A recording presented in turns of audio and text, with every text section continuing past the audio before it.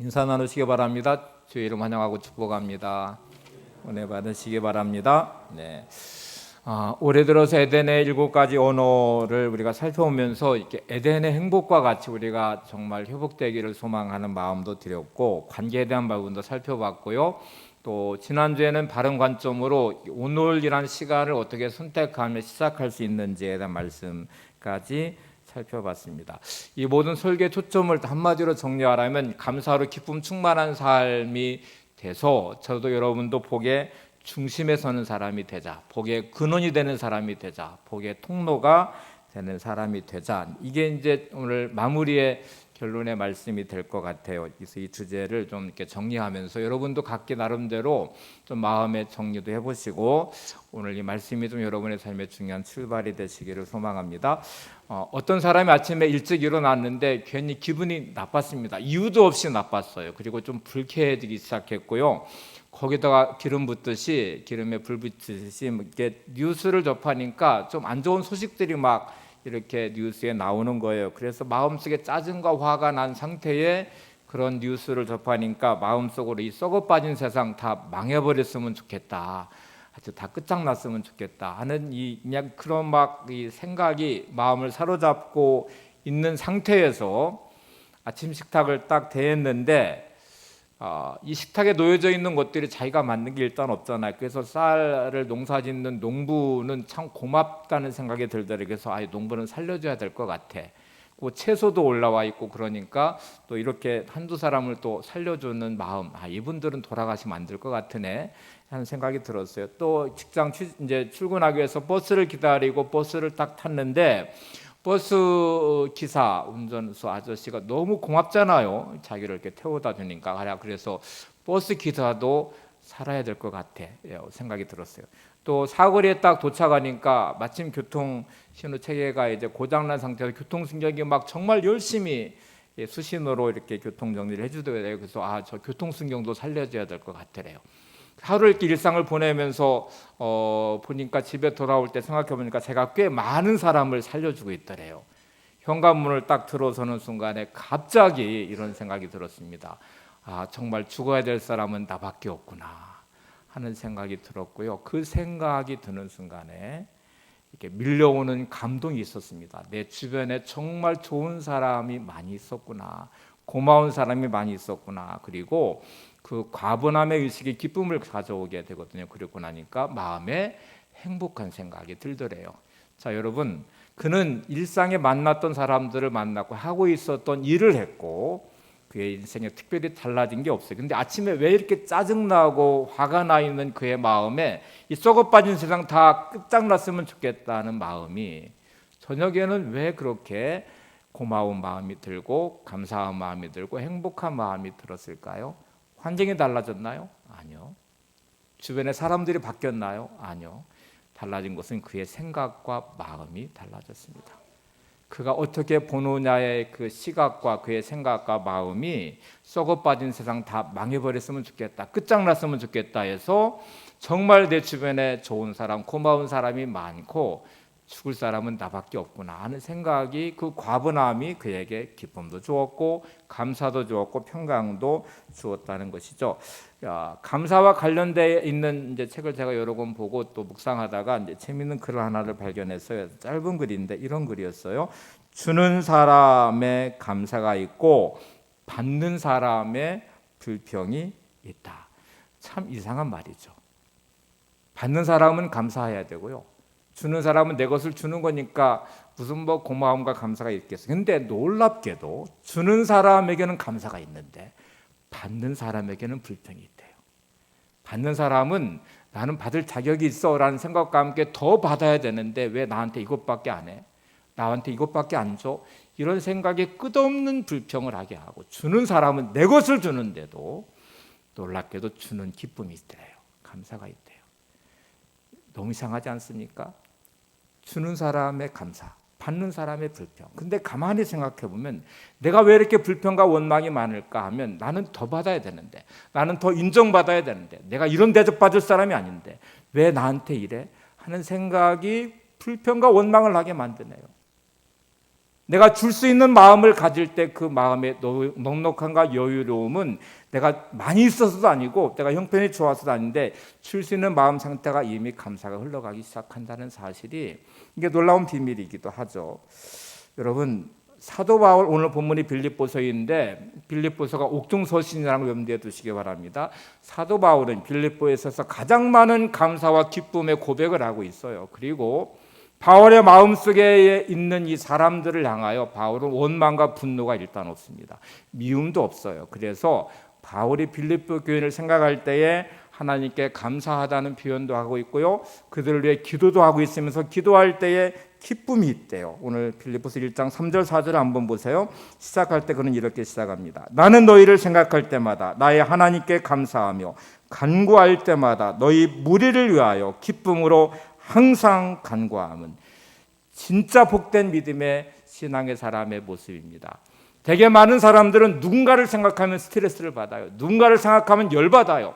되게 우리가 고마움과 감사하는 사람을 마음에 품지 않습니다. 보통 우리의 마음에 품고 있는 사람은 나를 힘들게 했던 사람, 내가 진짜 미워하는 사람은 왜 내 마음에서 떠나지 않는지, 왜 내 생각에서 떠나지 않는지 생각할 때마다 스트레스를 받고 열받아요. 그러니까 내 삶이 지옥 같은 것이죠. 관계가 힘든 것이죠. 근데 진짜 신앙과 믿음의 사람을 한번 생각해 보세요. 내가 기도할 때마다 억울해하고 분해하고 속상해하는 사람이 진짜 믿음의 사람인가요? 진짜 믿음과 신앙의 사람은 누군가를 생각할 때마다 감사와 고마움이 있어야 되고 기쁨이 있어야 되겠죠. 바울은 그런 의미에서 아주 좋은 믿음의 사람이면 분명합니다. 근데 다시 객관적으로 바울의 형편으로 들어가 볼까요? 바울이 지금 이게 감옥에서 쓴 옥중서신입니다. 바울이 감옥에 갈 만큼 무슨 잘못을 했나요? 무슨 큰 범죄를 저질렀습니까? 그가 진짜 감옥에 들어간 건 억울한 상황이에요. 하나님을 향해서도 내가 복음을 전하고 헌신했던 나의 삶의 결과가 감옥이야? 하고 생각할 수 있죠. 빌립보 지역에서 복음을 전하다가 감옥에 갇힌 바울은 진짜 억울해요. 속상하죠. 그를 끝없이 추적하면서 괴롭히는 자기 동족이 있어요.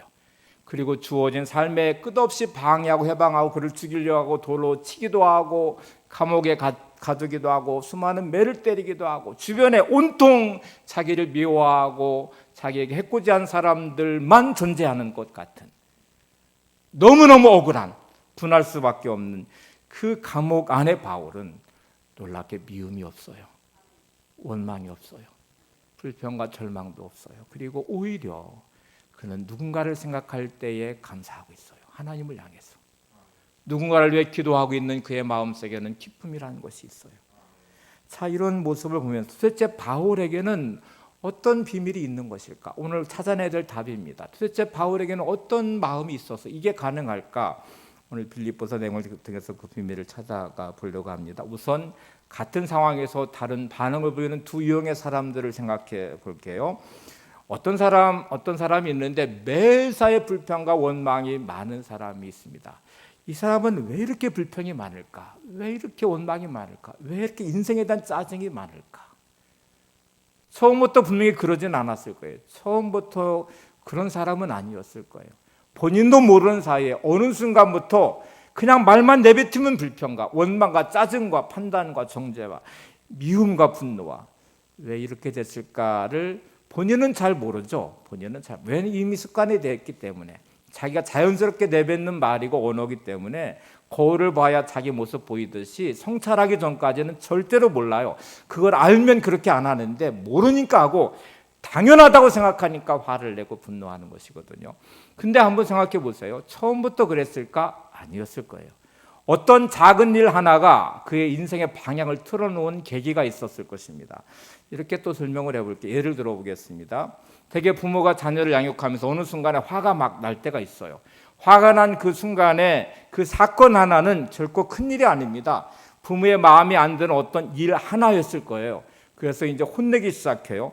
혼내는 시작점은 분명히 어떤 사건 하나였고 그것 때문에 화를 내기 시작했고, 혼낼 때에는 적당히 어느 선에서 멈춰야 되고 멈춘다고 생각을 했고 그 문제만 다루면 그렇게 화를 내지 않아도 됐어야 되는데요. 어느 순간부터 화가 더 나 있는 자기를 보게 돼요. 이게 멈춰지지가 않아요. 화를 낼 때 더 화가 나는 것은 이제 그 순간부터 그 아이가 해왔던 과거의 모든 행적들이 되짚어지기 시작하고 그 모든 사건들이 다 떠오르기 시작해서 화는 화를 부르고 불평은 불평을 부르고 원망은 원망을 부르듯이 더 화를 내기 시작합니다. 이게 멈춰지지가 않아요. 어느 순간에 돌이킬 수 없을 만큼까지 가요. 그러다가 문득 자기가 멈춰야 되는 순간에 멈추면서도 이렇게 생각합니다. 나는 더 화를 내야 되는데 내가 참는 거야. 내가 더 혼내야 되는데 내가 지금 참고 있는 거예요. 근데 다시 돌아가 볼까요? 지금 이 화가 난 어떤 사건 하나는 그렇게 큰 일이 아니었어요. 그 하나만 해결하면 되는 일이었는데 화를 내니까 화가 더 화를 불러왔어요. 불평하기 시작하는 순간을 생각해 보세요. 불평은 어느 작은 일 하나 때문에 불평했을 거예요. 그런데 불평은 불평을 낳습니다. 이게 끊이지 않아요. 계속 뒤집어 마음속에 떠오르는 생각의 불평들은 끝없이 나오게 만들어요. 이게 악순환이 되어버리는 것이거든요. 그래서 다시 생각해 보세요. 그러면 첫 발과 첫 자리가 중요하구나. 어디로 방향을 잡았느냐가 불평을 향해 방향을 잡으면 불평을 향해 끝없이 악순환으로 갈 것입니다. 이거를 멈추는 브레이크를 밟으셔야 되고 감사를 향해 방향을 틀어놓아야 감사의 선순환이 이루어지는 것이거든요. 반대로 생각해 볼게요. 매사에 감사하는 사람이 있어요. 참 이상하게 저 사람은 모든 대화와 말을 할 때 늘 감사의 말을 해요. 근데 일상에 그렇게 감사할 일이 많은 것 같지 않은데 왜 저렇게 감사가 많을까? 그 사람도 처음부터 감사하는 사람은 아니었을 것입니다. 어떤 사건 하나가 그의 인생의 방향을 감사 쪽으로 틀었어요. 이것도 예를 한번 들어볼게요. 운전하시는 분들은 운전하다가 교통사고 당한 장면을 종종 봐요. 어떤 경우에는 어떤 사람이 나를 이렇게 끼어들기를 했는데 그 사람이 가다가 딱 교통사고가 났어요. 바로 내가 나야 될 자리였거든요. 근데 그 사람이 끼어들 때 내가 기분이 참 나빴는데 그 사람이 교통사고를 한 거 보면서 참 천만다행이라는 생각이 들고 휴 하면서 이렇게 말할게요. 하나님 감사합니다. 또 교통사고가 나긴 났는데 그런데 많이 안 다쳤어요. 그래도 그 순간에 깨달아지면 하나님 이 사고 중에도 지켜주셔서 감사합니다. 이렇게 시작을 했어요. 그리고 가만히 생각을 해보니까 일상의 평범함이 절대로 평범하지 않다는 걸 알았어요. 평상시 운전하며 교통사고 나지 않은 것도 감사한 것이고 내가 오늘 이렇게 일상의 삶을 살아가는 모든 것이 감사구나 하는 것을 깨달으면 그 순간부터 정말 감사한 일이 많네 하고 감사의 고백을 시작했는데 어느 순간에 보니까 내가 그런 사람이 돼 있네요. 모든 게 보면서 감사하는 사람이 됐어요. 그도 작은 것 하나로부터 그의 감사가 시작됐다는 것도 알 수 있습니다. 그래서 여러분 이 두 개의 얘기를 한번 다시 좀 잘 들여다보시면 불평하는 사람과 감사하는 사람의 초점이 어디 있는지를 보세요. 감사하는 사람은 벌어진 상황에 자기의 시선을 어디다 맞추면 하나님께 맞췄어요. 하나님께 초점을 맞추니까 해석이 되기 시작했어요. 그리고 감사의 고백을 하기 시작했어요. 불평하는 사람은 자기의 감정에, 자기의 생각에 보여지는 환경에 초점을 맞췄어요. 그러면 자기 기준으로 오면 그 말 안 맞죠. 자기 생각과도 감정과도 안 맞죠. 앞에 말씀드린 것처럼 아침에 일어나 기분 나쁜 생각의 시작이 결국 자기 기분 나쁨이 모든 게 다 망해버렸으면 끝장났으면 이렇게까지 가버리잖아요. 여러분 지금 여러분의 생각과 마음의 초점이 어디에 맞춰져 있는지를 보시면 내가 불평하고 있는 사람인지 감사하고 있는 사람인지를 금방 알 수 있습니다. 레위기 7장 12절 13절에 보시면 화목제를 드릴 때의 조건 중에 하나가 감사함으로라는 단어가 들어있어요. 우리 새벽에 지금 레위기를 보고 있는 중이거든요. 레위기에 보면 이 감사함으로라는 화목제물의 조건이 들어있고 그리고 또 다른 하나는 유일하게 5가지 제사 중에 화목제물만 무교병과 유교병을 같이 번제단에 드리도록 되어 있습니다. 이게 아주 중요한 의미가 있는데 먼저 감사함으로라는 단어가 히브리어는 토다라는 단어를 씁니다. 토다는 원어적 의미를 보면 그분을 인정하다라는 뜻이 들어있고요. 또 그분을 즐거워하고 찬송하며 노래하다라는 뜻이 들어있습니다. 토다의 인생에 든다는 것은 여러분의 모든 삶의 자리에서 하나님을 인정할 때 가능합니다.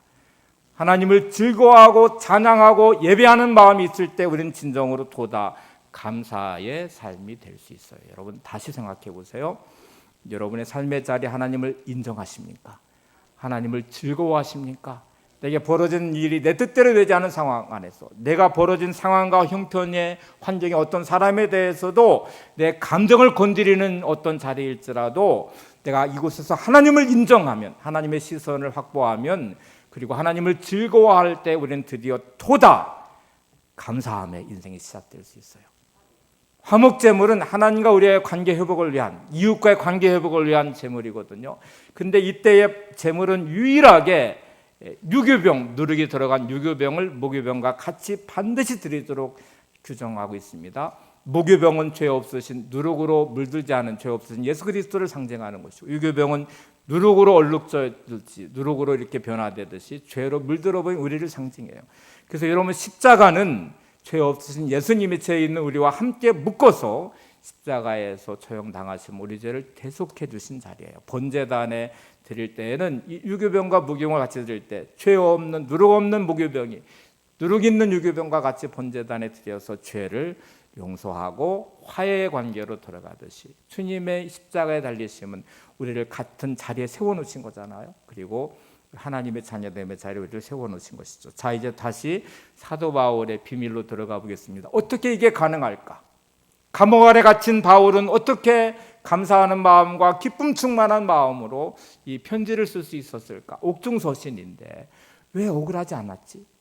왜 감옥 안에 갇힌 그는 분노하지 않았지? 감옥 안에 갇힌 그는 왜 미움이 없지? 분노가 없지?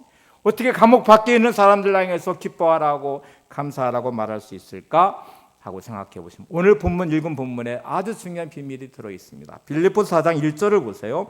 그러므로 나의 사랑하고 사모하는 형제들, 나의 기쁨의 멸류가 아닌 사랑하는 자들아, 이와 같이 주 안에 서라. 지금 빌립보의 교인들을 향해 편지하는 사도 바울의 마음속에 빌립보 교인들은 사랑하고 사모하는 형제들이고요, 나의 기쁨의 멸류가 아닌 사랑하는 자들인데, 그 비밀은 사도 바울이 주 안에 서 있었기 때문이래요. 자기가 주 안에 서 있어 보니까 보는 게 달라졌어요. 여러분, 방향만 돌려도요 보는 게 달라져요. 보이는 게 다르잖아요. 내 관점, 내 생각, 내 기준으로 보는 상황과 환경과 사람은 내 기준이었어요. 근데 주님 안에 서 있어 보니까 주님이 바라보는 시선으로 내가 보게 됐고, 주님이 생각하는 관점으로 나도 생각하게 되니까 빌립보 교인들이 내 사랑하고 기뻐하는 형제들이었어요. 그리고 자기를 그렇게 미워하고 분노하고 감옥에 가둔 사람들을 향해서도 미워하지 않고 그들을 용서할 수 있고 사랑하는 마음을 갖게 됐어요. 기쁨이라는 게 어떻게 찾아오는지 보세요. 4절로 가보시면 다시 바울은 이렇게 말합니다. 주 안에서 항상 기뻐하라. 내가 다시 말하노니 기뻐하라. 여러분, 주 안에서 기뻐하고 감사한다고 내 삶이 금방 뭐가 변화가 될까요? 그렇지는 않습니다. 여러분, 내가 주 안에서 기뻐한다고 아픈 것이 갑자기 막 나서서 건강해지지도 않을 거예요. 장사하고 사업하시는 분들이 주 안에서 기뻐한다고 갑자기 막 하던 것들이 형통해가지고 부자가 되지도 않을 거예요. 주 안에서 기뻐하고 감사한다고 공부하는 학생들이 갑자기 못했던 학생이 막 1등하지도 않을 거예요. 근데 확실한 것은 감사하면 기쁨이 찾아옵니다. 감사하면 평강이 넘칩니다. 그리고 놀라운 변화는 여기서부터 시작될 것입니다. 여러분, 주 안에서 서라, 주 안에서 기뻐하라는 말씀은 관점을 바꾸라는 말이에요. 내가 바라보는 관점이 주님 안에 서 있으면 다르게 바라보게 되고, 다른 관점으로 보게 되고, 다르게 해석이 가능하게 된다는 것입니다. 나의 관점에서 하나님의 관점으로, 내 생각과 내 기준에서 하나님의 말씀의 생각과 말씀의 기준으로 바뀌게 되는 것이고요, 이것이 내 뜻에서 하나님의 뜻으로, 내 생각에서 하나님의 생각으로, 내 관점에서 하나님의 관점으로 바뀌어지게, 역지사지라는 말을 우리가 잘 알죠. 그 사람 입장에 서보는 것이거든요. 이 변화는 놀라운 변화입니다. 부부의 관계 안에서도 짜증이 나고 화가 났을 때 남편은 아내의 입장에서, 아내는 남편의 입장에 서보시면 보이는 게 일단 달라요. 환경과 문제 안에 힘들고 답답하시고 짜증날 때도 내 기준으로 바라보는 환경은 답답하고 힘들고 절망이지만, 여러분, 이걸 하나님의 관점으로 바꿔서 보시면 하나님의 뜻이 그곳에 있음을 알아요. 그리고 어떻게 이거를 반응해야 되고 해결해야 되는지의 답도 찾아갈 수 있습니다. 보험회사에서 그 회사 전국에 1등을 차지한 보험왕이 있었어요. 근데 이분을 이제 상을 주고 나서 이렇게 대화를 하고 인터뷰를 해봤는데 어떻게 이렇게 보험을 잘했어요? 어떻게 이렇게 실적이 좋아요? 어떻게 이렇게 성과가 좋았어요? 라고 말하니까 자기도 잘 몰라요, 답을. 근데 그는 이렇게 대답을 했어요. 그대로 한번 인용해 볼게요. 글쎄요, 저는 상대방 입장에서 생각하려고 노력합니다. 내가 상사라면 아랫사람에게 무엇을 원할까? 또 고객이라면 어떤 생각을 가지고 있을까 하고 고민을 자주 하는 것이 도움이 되는 것 같습니다. 여러분, 이 보험왕이 된 이 사람은 자기가 보험을 팔려고 하는 게 목적을 두지 않고 이 보험을 드는 사람의 입장에서 보면 이 보험이 도움이 될까? 어떤 도움이 될까? 내가 어떤 도움을 줄 수 있을까? 상사라면 어떻게 했을까? 이렇게 자꾸 이렇게 입장을 바꿔서 생각하고 배려하는 마음을 가지니까 실적도 좋아졌더래요. 사업에 성공한 사람, 장사에 성공한 사람들의 이렇게 인터뷰를 해보면 공통적인 게 하나가 있어요. 이렇게 제안을 하더라고요. 내가 주인이지만 하루에 2번씩만이라도 손님의 입장에서 이거를 내가 산다고 생각하면, 손님 입장에서 이 식당에 내가 와서 먹는다고 생각하면 어떻게 맛이 바뀌어야 될까? 어떤 서비스를 원하게 될까? 하고 2번씩만 생각해봐도 장사는 잘 된대요. 역지사지거든요. 주인 입장으로 바라보는 식당하고 손님 입장으로 바라보는 식당은 달라요. 손님이 원하는 것, 손님이 기대하는 것, 손님이 지금 이 서비스를 만족해 할까? 손님의 이 음식의 맛을 만족해 할까? 손님의 이 상황에 대해서 만족해 할까? 하고 2번씩만 생각해 봐도 그 식당은 달라질 거래요. 장사하는 분들의 인생도 달라질 거래요. 성공한 사람은 그런 것이 자꾸 훈련이 됐다는 말도 해요. 여러분, 내게 주어진 삶의 자리를 바꾸는 건 대단히 중요합니다. 신앙생활을 잘한다는 것은 하나님의 관점으로 다시 내 인생을 들여다보는 것입니다. 이것도 한번 제가 인용을 해볼게요. 내가 하나님이라면 나에게 무엇을 원하실까? 내가 전능한 하나님이라면 내게 기대하는 것이 무엇일까? 하나님은 내 삶을 주관하시고 내게 한량없는 은혜와 축복을 더하기 원하시는 분인데 하나님이라면 나에게 무엇을 요구하실까? 주 안에 서라, 주 안에 항상 기뻐하라는 말씀은 야, 너의 관점과 입장을 바꾸어서 주님의 안에 서서 다시 봐. 그러면 달라질 거야. 여러분, 짜증나고 화가 날 때에 이게 화를 내고 분노하고 폭발시키는 거를 나는 당연해요. 내 감정과 내 입장에서. 근데 여러분, 하나님의 입장으로 서보세요. 하나님이 지금 그걸 원하십니까? 하나님이 그걸 지금 기대하고 계신가요? 여러분 삶에 막 절망하고 낙심하고 모든 삶의 자리에서 부정적인 생각에 묶여서 모든 것을 끝장내버리려고 하는 순간에 다시 내가 믿음의 사람이잖아요. 하나님이 지금 이 상황에서 나한테 기대하시는 게 뭘까?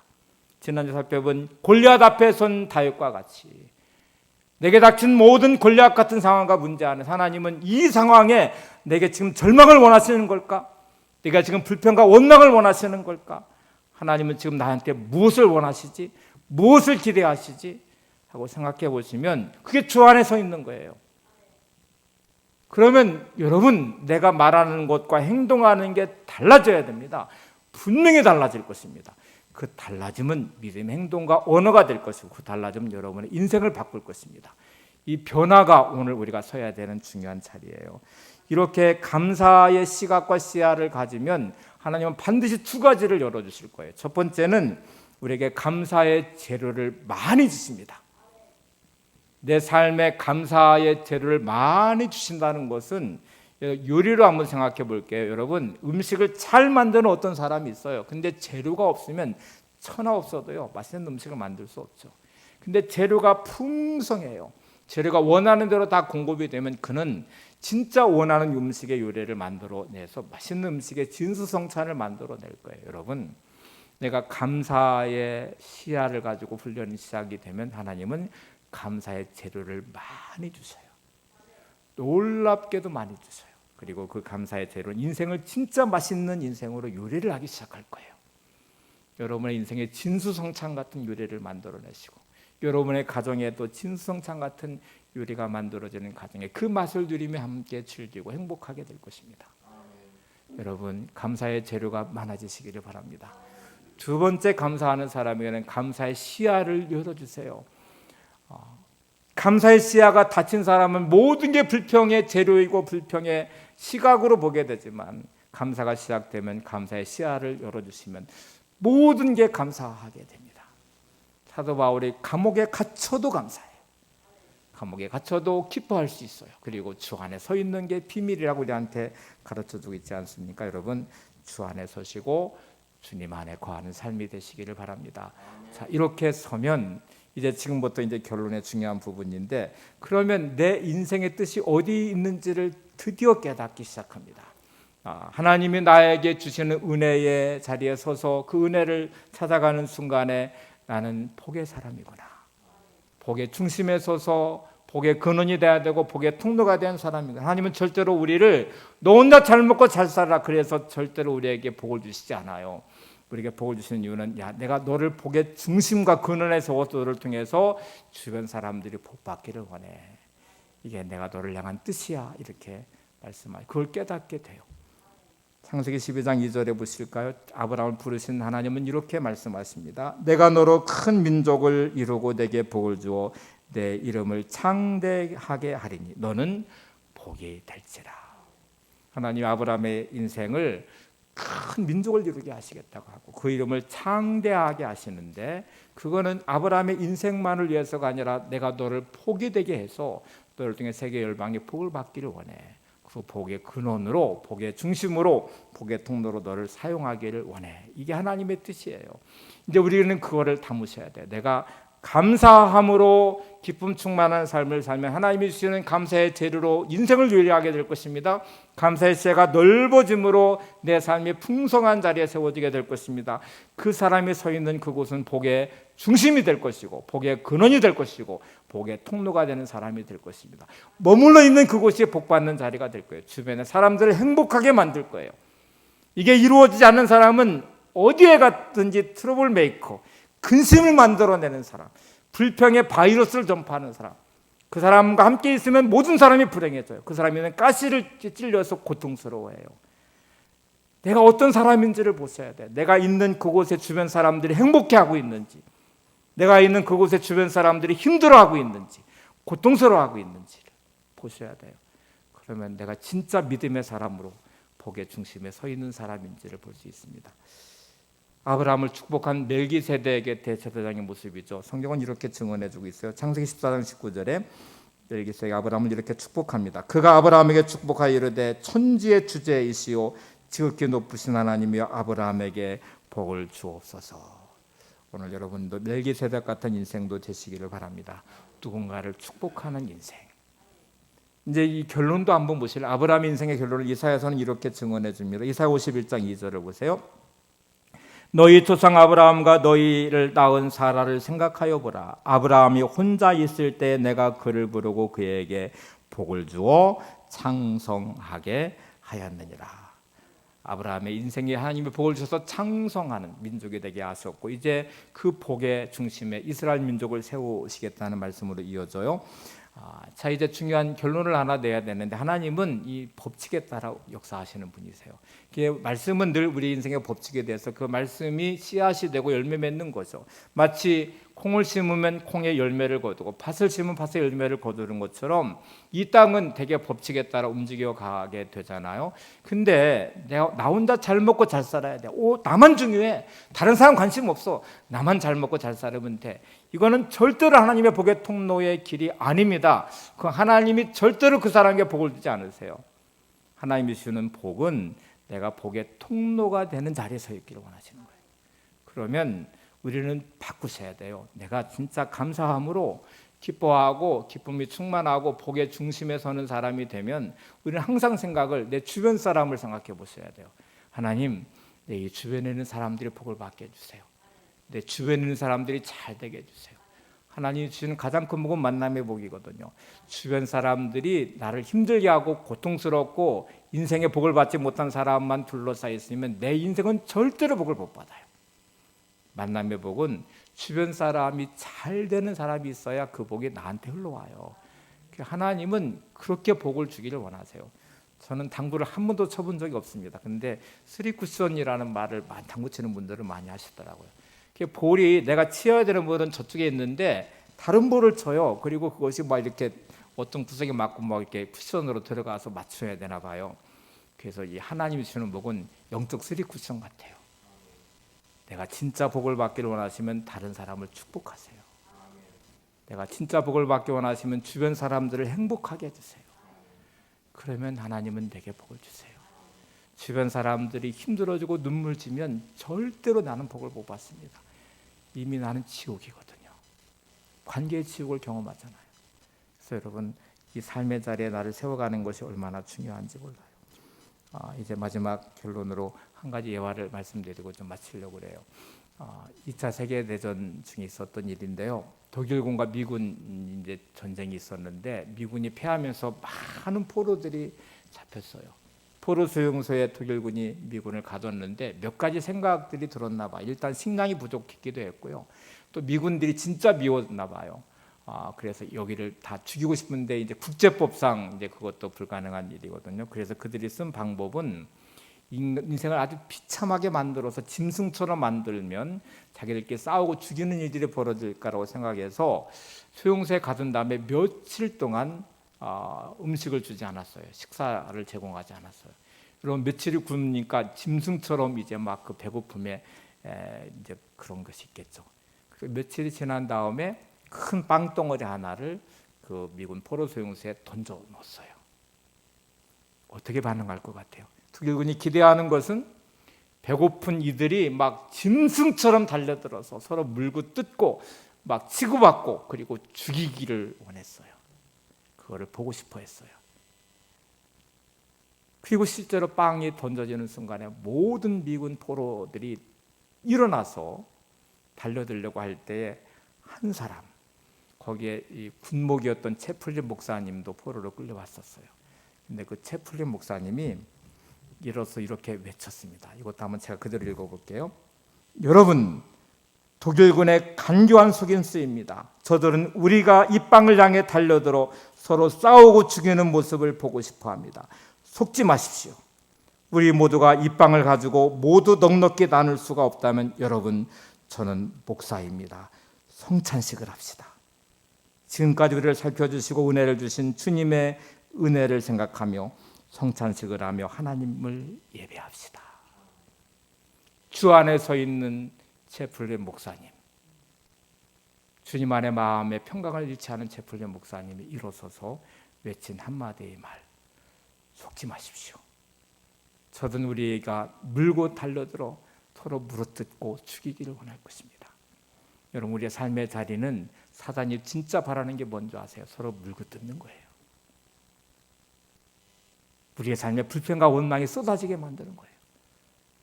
절망과 낙심하도록 만드는, 관계가 파괴돼서 불행하게 만드는 거예요. 속지 마셔야 됩니다. 채플린 목사님 이렇게 외쳤습니다. 이 빵이 여러분들 모두를 배부르게 할 수 없습니다. 그렇다면 성찬식을 합시다. 하나님을 예배합시다. 정말 놀라운 변화가 일어났는데요. 그 포로의 모든 미군들이 들고 일어나려고 하다가 갑자기 숙연해졌습니다. 그 모든 미군 포로들이 줄을 지어서 성찬에 참여했어요. 그들이 성찬에 참여하면서 그들은 육신의 배고픔은 채울 수 없었지만 영의 양식, 하늘의 양식으로 그들의 영혼을 채웠어요. 그들의 마음을 채웠어요. 그리고 그들은 입술을 열어 하나님을 찬양하고 예배하기 시작했습니다. 그 영광스러운 광경과 그 장엄한 예배의 그 광경을 독일군들이 봤어요. 독일도 기독교 국가입니다. 여러분, 독일 군사도 다 기독교인들이에요. 전체가 다 기독교 국가였거든요.